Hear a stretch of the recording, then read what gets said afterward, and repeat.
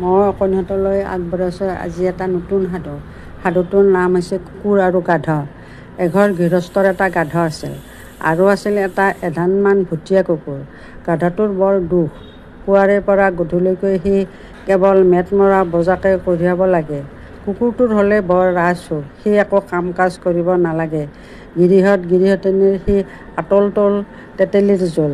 তৰহে তৰহে কত বস্তু খাবলৈ পায়, চাবোনেৰে গা ধুবলৈ পায়, বিচনাত শুবলৈ পায়।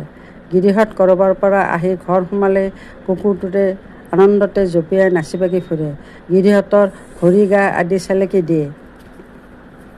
গিৰিহঁতনীৰ কলাত উঠি ভেম জুৰি বহে। কুকুৰটোৰ এনেবোৰ সুখ দেখি গাধটোৰ হিংসা হ'ল।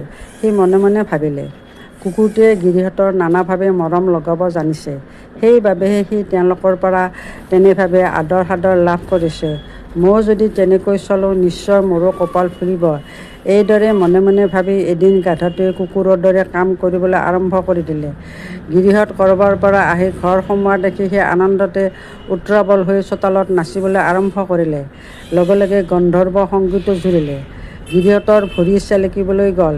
গিৰিহঁতনীৰ কলাত উঠিবলৈ সি চেষ্টা কৰিলে। তেনে না ভূত না চুত কাণ্ড দেখি গিৰিহঁত আচৰিত হ'ল। আজিনো হঠাতে গাধটোৰ কি হ'ল?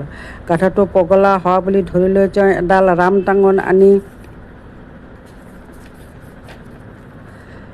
তাক টঙিয়াই ল'বলৈ ধৰিলে। টাঙোনৰ কোবত কঁকালৰ জোৰা লৰি যোৱাতহে গাধটোৱে ভাবিলে, গাধ হৈ থকাই উচিত, কুকুৰ হ'বলৈ নোযোৱাই ভাল। যাৰ বাবে যিটো কাম আছে নিৰূপিত, ব্যতিক্ৰম হ'লে তাৰ হয় বিপৰীত। ধন্যবাদ।